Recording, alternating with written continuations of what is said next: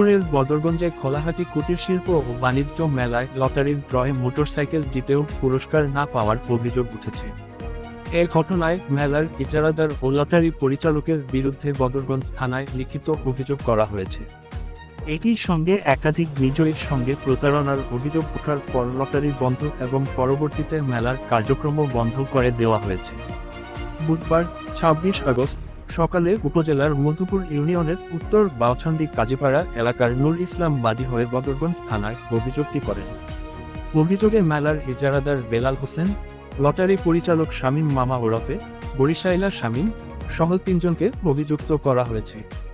অভিযোগ সূত্রে জানা যায়, মেলার ৩১তম রজনীতে নূর ইসলামের ১৫ বছর বয়সী ছেলে নাসিম মিয়া গোলাপি রঙের একটি লটারির টিকিট কেনে। টিকিটটির সিরিজ খ এবং নম্বর ১,৯৩,২৩৩। ড্রয়ে টিকিটটি ১০ম পুরস্কার হিসেবে একটি মোটরসাইকেলের জন্য নির্বাচিত হয়।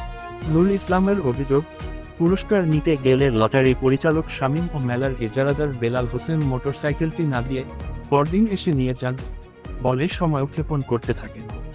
পরে আরও কয়েকজন বিজয়ীর সঙ্গেও একই ধরনের ঘটনা ঘটেছে বলে অভিযোগ ওঠে। এদিকে লটারির নামে প্রতারণার অভিযোগ, মেলা কমিটির অভ্যন্তরীণ বিরোধ এবং স্থানীয় সচেতন নাগরিকদের লটারি বন্ধের দাবিতে আন্দোলনের পরিপ্রেক্ষিতে সেনাবাহিনী লটারি বন্ধের নির্দেশ দেয় বলে সংশ্লিষ্টরা জানান।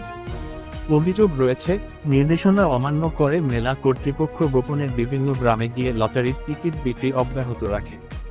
পরে সেনাবাহিনী মেলার কার্যক্রম সম্পূর্ণ বন্ধ করে দেয়।